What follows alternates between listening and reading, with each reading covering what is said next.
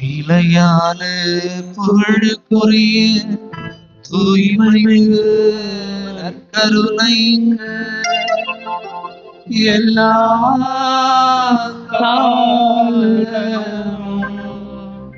ஆராதனையும் புகழும் மாட்சியும்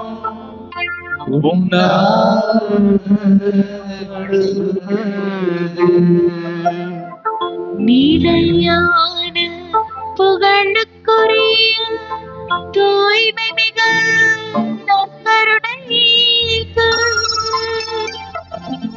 எல்லா காலமும் ஆராதனையும் புகழும் மாட்சியும் உண்டாக கடவுளே. நிலையான புகழுக்குரிய தூய்மை மிகு நற்கருணைக்கு எல்லா காலமும்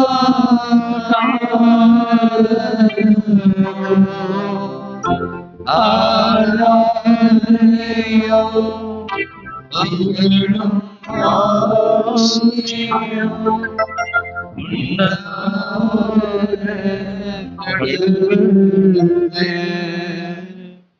Praise the Lord. Praise the Lord. Hallelujah. Hallelujah. விழுந்து நின்று கரங்களை உயர்த்தி சொல்லுவோம். Praise the Lord. Praise the Lord. Hallelujah. Hallelujah. இயேசுவே உம்மை போற்றுகிறோம். இயேசுவே உம்மை இயேசுவே உம்மை புகழுகிறோம். இயேசுவே உம்மை இயேசுவே உம்மை ஆராதிக்கிறோம். இயேசுவே உம்மை இயேசுவே உமக்கு ஆராதிக்கிறோம். நன்றி செலுத்துகிறோம். இயேசுவே உமக்கு நன்றி நன்றி செலுத்துகிறோம். இயேசுவே. நன்றி நன்றி இயேசுவே.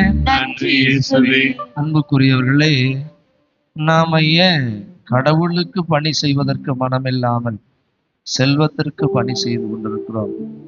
ஒரே ஒரு காரணம்தான். நீங்க பைபிள நல்லா படிச்சு பார்த்தீங்கன்னா, கடவுளின் ஆவியை பெற்றுக்கொண்ட எந்த ஒரு மனிதனும் மனிதனுக்கிட்ட வேலை செய்ய மாட்டான். நீங்க தொடக்க நூல்ல இருந்து எடுத்துக்கங்க, திருவெளிபாடு வரைக்கும் கடவுளுடைய பணியாளர்கள் எல்லோருமே பரிசுத்தாவியை பெற்ற பிறகு கடவுளுக்காக மட்டுமே அவர்கள் ஊழியம் செய்வார். இன்னைக்கு நாமெல்லாம் கடவுளுக்கு ஊழியம் செய்யறதுக்கு வரமாட்டேன். கத்தோலிக்க திரு அவையிலே உறுதி பூசல் என்ற திருவருட்சாதனம் இதற்காக கொடுக்கப்படுகிறது. உறுதி பூசல் என்றால் என்ன? தூய் ஆவியாராலும் அவரது கனிகளாலும் கொடைகளாலும் நம்மை நிரப்பி, வரங்களாலும் நம்மை நிரப்பி, திருச்சபையின் பணிகளில் கடமை உணர்வோடு ஈடுபட அருளை தருகிற அருள் அடையாளமே உறுதி பூசுதல். உறுதி பூசல்னா சும்மா ஏதோ வயசு வந்துருச்சு வாங்கிட்டு போயிடுவான், அப்படிதான் கத்தோலிக்க கிறிஸ்தவன் நினைச்சிட்டு இருக்கிறோமே ஒழிய, உறுதி பூசல் என்பது கடவுளுக்காக பணி செய்ய கொடுக்கிற ஒரு அற்புதமான ஒரு ஆசீர்வாதம் என்று எத்தனை கத்தோலிக்க கிறிஸ்தவன் நாம் உணர்ந்திருக்கிறோம். இயேசு ஆண்டவர் 30 ஆண்டுகள் பெற்றோருக்கு கீழ்ப்படிந்து நடக்கிறார். பெற்றோர்கள் செய்த வேலையை செய்கிறார். ஆனால் 30 வயது வருகிற பொழுது திருமுழுக்கு பெற்ற உடனே, தூய ஆவியாரின் அபிஷேகத்தை பெற்ற உடனே அவர் கடவுளுக்காக பணி செய்ய போகிறார். அப்போஸ்தலர்கள் 3 ஆண்டுகள் இயேசுவோடு இருந்தார்கள். ஆனால் பெந்தகோஸ்து நாளுக்கு பிறகு, பரிசுத்தாவியை பெற்ற பிறகு அவர்கள் கடவுளுக்காக மட்டுமே ஊழியம் செய்தார்கள். அதனால்தான் பேதுரு தைரியமா சொன்னாரு, மனிதருக்கு செவி சாய்ப்பதா கடவுளுக்கு செவி சாய்ப்பதா? மனிதருக்கு கீழ்ப்படிந்து விட கடவுளுக்கு அல்லவா கீழ்ப்படிய வேண்டும். என்ன ஆனாலும் சரி, கண்ணால் கண்டதையும் காதால் கேட்டதையும் எங்களால் அறிவிக்காமல் இருக்க முடியாது. அன்புக்குரிய சகோதரனே சகோதரி, தூய ஆவியானவர் வல்லமை உள்ளவர். கடவுளின் வார்த்தை நமக்கு புரிய வைப்பவர். எப்படி நாம் ஜெபிக்க வேண்டும், எப்படி கடவுளோடு பேச வேண்டும், எப்படி நாம் வாழ வேண்டும் என்று நமக்கு சொல்லிக் கொடுப்பவர். அவரை பெற்றுக்கொள்ளாத மனிதர்கள் கடவுளுடைய பிள்ளைகளே அல்ல. அவரை பெற்றுக்கொள்ளாத மனிதர்கள் கிறிஸ்துவை சார்ந்தவர்களே அல்ல. இதைத்தான் ரோமையர் 8வது அதிகாரம் 9வது வசனம் மற்றும் 14வது வசனத்திலே பவுலடியார் தெளிவாக சொல்லுகிறார். கிறிஸ்துவின் ஆவியை கொண்டிராதோர் கிறிஸ்துவுக்குரியவர் அல்ல. கடவுளின் ஆவியால் இயக்கப்படுகிறவர்களே கடவுளின் பிள்ளைகள்.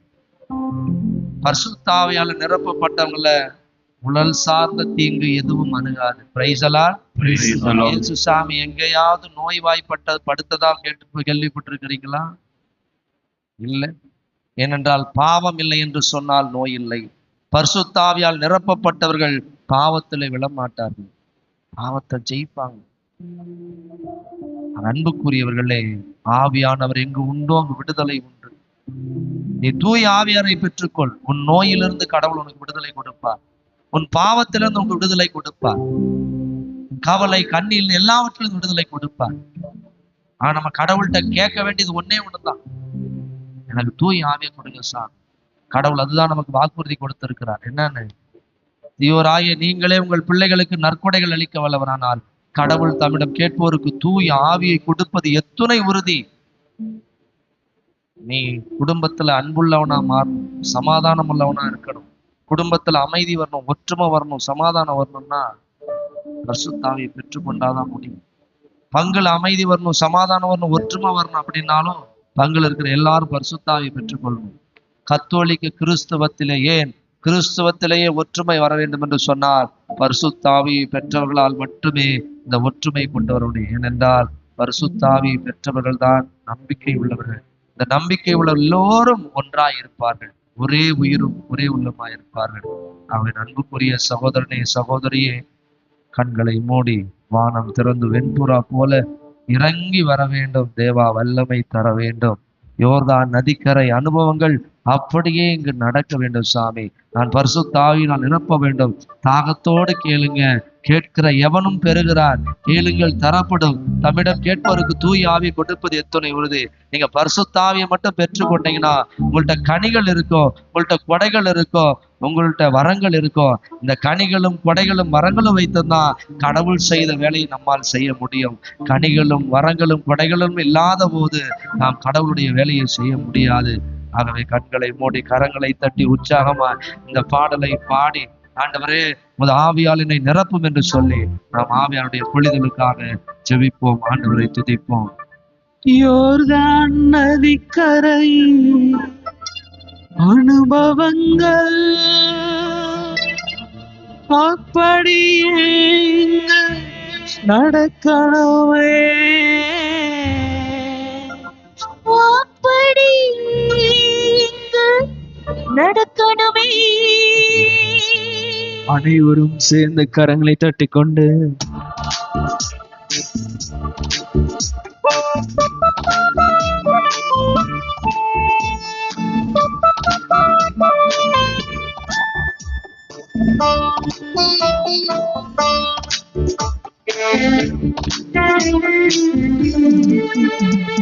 வானம் திறந்து புறா போல் இறங்கி வர வேண்டும்.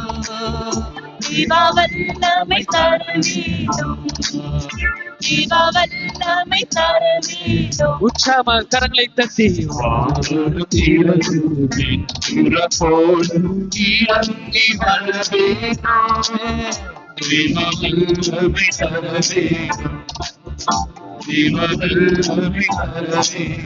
அபிஷேகத்தோடு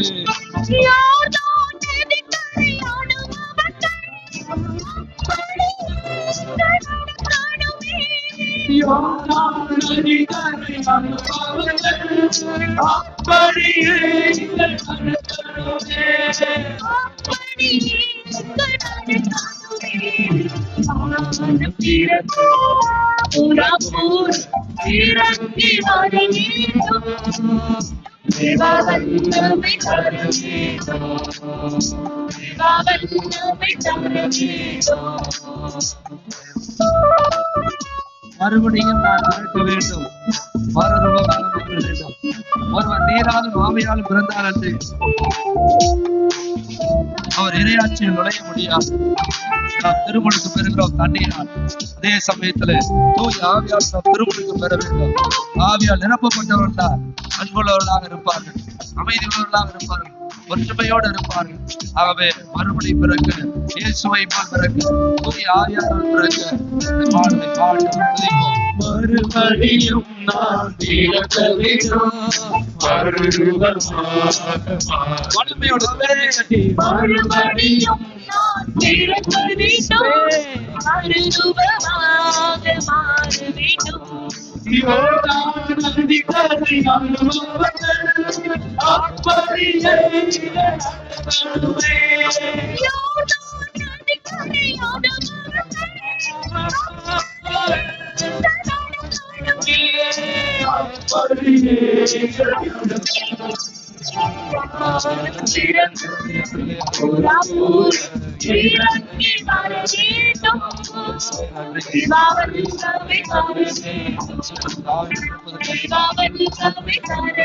வல்லமை வல்லமை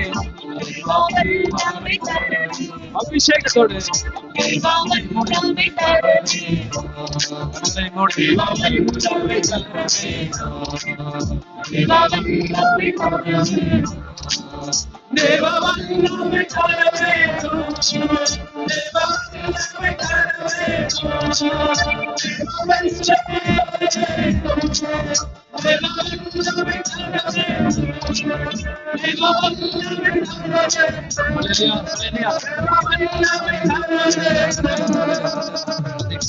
ஆண்டவரை துதிப்போமா, கரங்களை உயர்த்தி ஹல்லேலூயா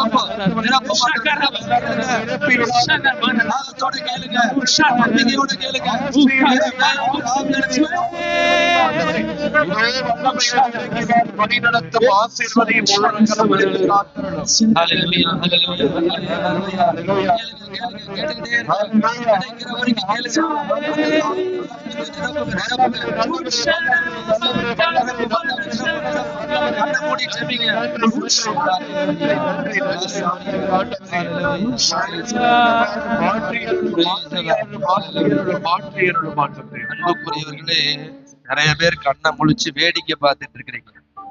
இந்த வேடிக்கை பார்க்கிற நேரம் கிடையாது, ஜெபிக்கிற நேரம். ஆவியானவர் உங்க மேல வந்துட்டாருன்னா அத வார்த்தைகளால சொல்ல முடியாத அந்த அனுபவம். நீங்க மாறுவீங்க, உங்க குடும்பம் மாறும், உங்க சமுதாயம், நம்ம இருக்கிற சூழ்நிலைகள் மாறும். ஆவியானவர் என்பவர் கடவுளால் கொடுக்கப்பட்ட மிகப்பெரிய ஒரு கொடை. உங்கள்கிட்ட பணம் இருக்கலாம், படிப்பு இருக்கலாம், அழகு இருக்கலாம், அந்தஸ்து இருக்கலாம், அதெல்லாம் ஒண்ணும் கிடையாது. ஆவியானவர் உங்க மேல வந்தார்னா, இப்ப பேதுரு பாத்தீங்கன்னா சாதாரண மீனவர், பரிசுத்தாவி இறங்க உடனே பிரசங்கம் வைக்கிறார். ஒரே பிரசங்கத்துல 3000 பேர் மனம் திரும்புறான். அவ்வளவு வல்லமையான வார்த்தைகளை சொல்லுகிறார். அவர் நடந்து போனா நிழல் பட்டவங்க கூட குணமானார். வாழ்க்கை மாறும். நீ கடவுளுக்கு ஊழியர் செய்யறவனா மாறும். இது வேடிக்கை பார்க்கிற நேரம் கிடையாது. கண்ணை மூடி வாயை திறந்து துதிக்கணும், ஹல்லேலூயா சொல்லணும், இயேசுவே நன்றி சொல்லணும். ஆக மீண்டும் நாம் கண்களை மூடுவோம். எல்லாரும் கண்களை மூடிக்கங்க, கரங்களை விரிச்சுங்க. தாகத்தோடு ஆசையோடு ஒரு குழந்தை ஒரு பொம்மையை பார்த்தா எவ்வளவு ஆசைப்படுது, ஒரு சாக்லேட்டை பார்த்தா எவ்வளவு ஆசைப்படுது, ஒரு ஸ்நாக்ஸை பார்த்தா எவ்வளவு ஆசைப்படுது, ஒரு சைக்கிள், ஒரு போனு, இதுக்கெல்லாம் எவ்வளவு ஆசைப்பட்டு அதை வாங்கணும்னு நினைக்குது. இதெல்லாம் வாங்கினா இல்லாம போயிடும். ஆனா ஆவியானவர் நிறைவானவர், நிலையானவர். ஆவியானவர் நிறைவானவர், நிலையானவர். மீண்டும் கண்களை மூடி கரங்களை உயர்த்துங்க. எல்லாரும் கண்ணை திறக்காதீங்க, வேடிக்கை பார்க்காதீங்க. கண்களின் வழியாக தான் பிசாசு உள்ள போயிடுவான். நீ கண்ணை மூடாம ஜெபிக்காம ஆண்டவரை துதிக்காம இருந்தீங்கன்னா இங்க நீ ஆசீர்வாதத்தை வாங்கிட்டு போக முடியாது. கண்ணை மூடி நீ ஜெபி. ஆவியான உனக்குள்ள வருகிற பொழுது உன்னிடம் இருக்கிற பாவங்களிலிருந்து உனக்கு விடுதலை கிடைக்கும். உன்னுடைய நோய்களிலிருந்து உனக்கு விடுதலை கிடைக்கும். உன்னுடைய கவலை கண்ணிலிருந்து ஆண்டவர் ஆவியானவர் உனக்கு விடுதலை கொடுப்பார், மகிழ்ச்சியை கொடுப்பார். கவலை, பயம், வருத்தம், நோய் இவற்றை இருக்கிறதுல மகிழ்ச்சி இருக்காது. ஆனால் ஆவியானவர் வருகிற பொழுது இதையெல்லாம் உனக்கு விடுதலை கொடுப்பார். ஆவியின் கனியான மகிழ்ச்சி உனக்கு கிடைக்கும். ஆகவே மீண்டும் கண்களை மூடி கரங்களை உயர்த்தி துதி. ஹல்லேலூயா, ஹல்லேலூயா, ஹல்லேலூயா, ஹல்லேலூயா, ஹல்லேலூயா. யாரையும் பார்க்காதீங்க. நீங்க வாக்கு ஆண்டவருடைய பெயரை சொல்லி துதிங்க. இயேசுவே நன்றி. இயேசுவே உம்மை போற்றுகிறோம். உம்முடைய பரிசுத்த ஆவியானவரை நிரப்புவதற்காக நன்றி. இயேசுவே உம்முடைய பரிசுத்த ஆவியை நிரப்புவதற்காக நன்றி. சொல்லுங்க, வாயை திறந்து சொல்லுங்க. இயேசுவே உம்முடைய ஆவியானவரை நிரப்புவதற்காக நன்றி. இயேசுவே உம்முடைய ஆவியானவரை நிரப்புவதற்காக நன்றி. இயேசுவே உம்முடைய ஆவியானவரை நிரப்புவதற்காக நன்றி. நன்றி சொல்லுங்க, நன்றி சொல்லுங்க. ஹல்லேலூயா, ஹல்லேலூயா, ஹல்லேலூயா, ஒரு வார்த்தை சொல்லும் இயேசுவே, ஒரு வார்த்தை சொல்லும்.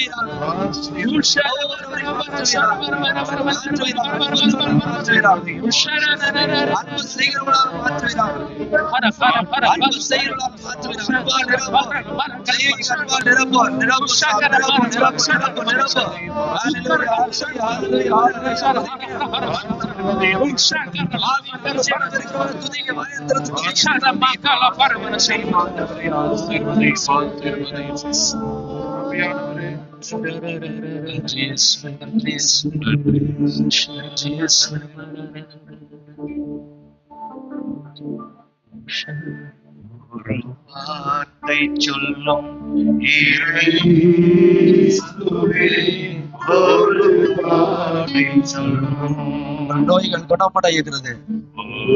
இயேசு வார்த்தை சொல்லுகிறார். நம்புகிறபடி உனக்கு நிகழும். ஒரு நோய் உன்னை விட்டு போயிருச்சு, நம்பு. என் மன நோய் நீங்க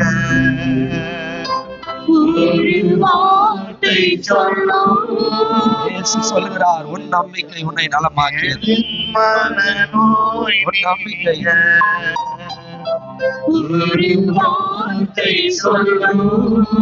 ஆண்டவர் சொல்லுகிறார், விரும்புகிறேன் குணமாக, நான் விரும்புகிறேன் குணமாக, நான் விரும்புகிறேன் குணமாக என்று சொல்லுகிறார். நீ நம்புகிறபடி உனக்கு நிகழும் என்று சொல்லுகிறார். நீ போதனா நோய் நீங்கி நலமாயிரு. மகளே துணிவோடு, உன் நம்பிக்கை உன்னை நலமாக்கியது. ஆண்டவர் உன்னை பார்த்து சொல்லுகிறார். ஆண்டவர் உன்னை பார்த்து சொல்லுகிறார், உன் நம்பிக்கை உன்னை நலமாக்கியது. ஆண்டவரே, நம்பிக்கையோடு ஜெபிக்கிற பிள்ளைகளை பாரு சாமி. உடலில் இருக்கிற வியாதிகளை ஆண்டவரே, அதோ ஆண்டவரே, உடலில் இருக்கிற வியாதிகள் ஆண்டவரே, நீர் பார்த்த உடனே ஒரு வார்த்தை சொன்ன உடனேயே குணமானார்களே சாமி. அடே ஆண்டவரே, உடல் நோய் நீங்க ஒரு வார்த்தை சொல்லும். என் உடல் நோய் நீங்க குணப்படுத்திக் கொண்டிருக்கிறார். இயேசுவை தொட்டு கொண்டிருக்கிறார். நன்றி சொல்லுங்க, நன்றி சொல்லுங்க. நீங்க நன்றி சொல்ல சொல்ல உங்கள் நோய் உங்களை விட்டு போவதை நீங்கள் உணர்வீர்கள். நன்றி சொல்லுங்க, நன்றி சொல்லிட்டே இருக்கு. இயேசுவே, என்னை குணப்படுத்தியதற்காக நன்றி. பாவங்களை மன்னித்ததற்காக நன்றி. என்னை குணப்படுத்தியதற்காக நன்றி. இயேசுவே, என்னை குணப்படுத்தியதற்காக நன்றி. நன்றி இயேசுவே. நன்றியோடு உம்மை துதிக்கிறோம் சாமி. இதோ ஆண்டவரே, உள்மன காயங்கள் ஆண்டவரை ஒப்பு கொடுக்கிறோம் சாமி. உடலில் இருக்கிற தீராத வியாதிகளுக்காக ஜெபிக்கிறோம். மன கவலைகளுக்காக ஜெபிக்கிறோம் சாமி. மனத்திலே கவலையோடு இருப்பவர்களுக்காக ஜெபிக்கிறோம். வாழ்க்கை குறித்து பயத்தோடு இருப்பவர்களுக்காக ஜெபிக்கிறோம் சாமி. என்ன செய்வேன், என்கிட்ட ஒண்ணுமே இல்லையே, நான் எதை வச்சு வாழ்வேன் என்று ஆண்டவரே கவலைப்பட்டு கொண்டிருக்கிற, பயப்படுகிற அதே சமயத்துல யாரும் கவனிக்காதவர்கள், எனக்குன்னு யாரும் இல்லையே, என்கிட்ட பேசுறது கூட யாரும் இல்லையே, என்னை புரிஞ்சுக்கிறதுக்கு யாரும் இல்லையே என்று மனநோயால் பாதிக்கப்பட்டு வாழ்ந்து கொண்டிருப்பவர்கள் குறிப்பாக என் மன பயம் நீங்க ஒரு வார்த்தை சொல்லும். என் மன பயம் நீங்க ஒரு வார்த்தை சொல்லும். ஒரு வார்த்தை சொல்லும் இயேசுவே, ஒரு வார்த்தை சொல்லும். ஒரு வார்த்தை சொல்லும் இயேசுவே, ஒரு வார்த்தை சொல்லும்.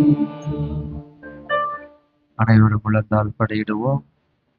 இப்பொழுது இயேசு ஆண்டவர் நம் மத்தியிலே வரப்போகிறார். 12 ஆண்டுகளாக பெரும்பாடுள்ள பெண் சொன்ன வார்த்தை, அவருடைய ஆடையின் ஓரத்தை தொட்டாலே நான் குணம் பெறுவேன். இந்த இயேசுவை தாங்கி இருக்கிற இந்த கதிர் பாத்திரத்தை நீங்கள் நம்பிக்கையோடு தொடுங்கள்.